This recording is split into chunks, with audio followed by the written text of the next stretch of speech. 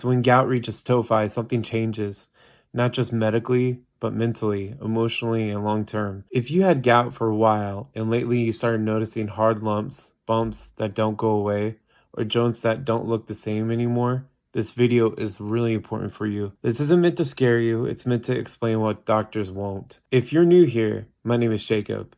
I was diagnosed at the age of 13 years old in the year 2000 with pediatric gout.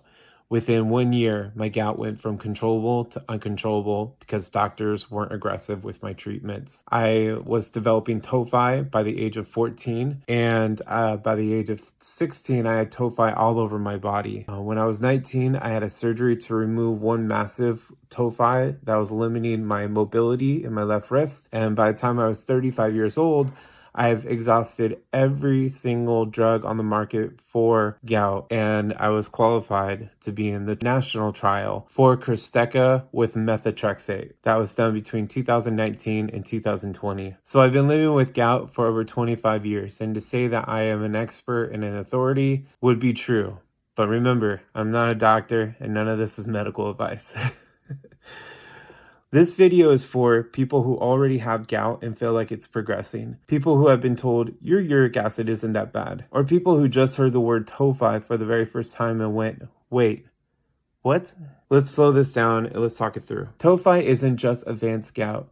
Tophi means uric acid has been sitting in your body long enough that it starts forming solid crystal deposits, not just in joints, but it's all over, like in your tendons, your soft tissues, your cartilage, and sometimes even bone. But Tophi doesn't happen overnight.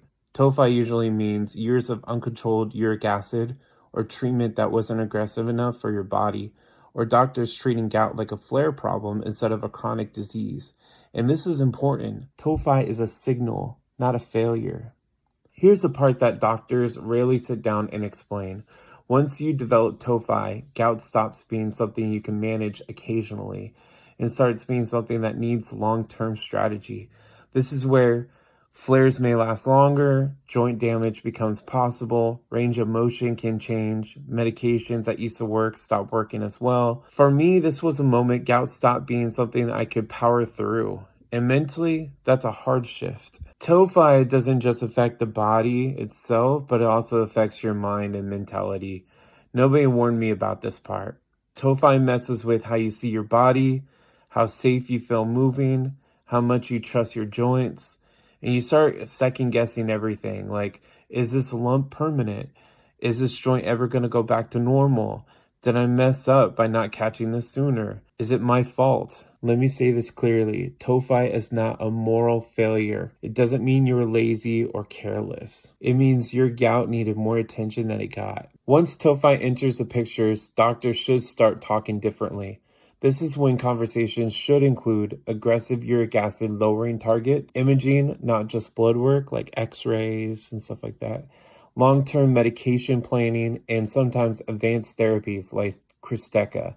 That doesn't mean that everyone with Tophi needs Krystexxa, but it does mean wait and see is no longer enough. This is a stage where you advocate for yourself. For me, Tophi was the moment I realized I'm not dealing with flare-ups anymore. I'm dealing with a systemic condition. Once I accepted that, everything changed. How I talked to doctors, how I tracked symptoms, how seriously I took long-term planning. And I wish someone had told me this sooner, calmly, honestly, without panic. That's why I'm making this video. If you're watching this and thinking, yeah, that sounds like me, here's what I gently suggest. Don't panic, don't ignore it, don't let anyone minimize it. Then ask questions like, what's my long-term uric acid goal? Are we treating flares or the disease? What happens if this continues untreated?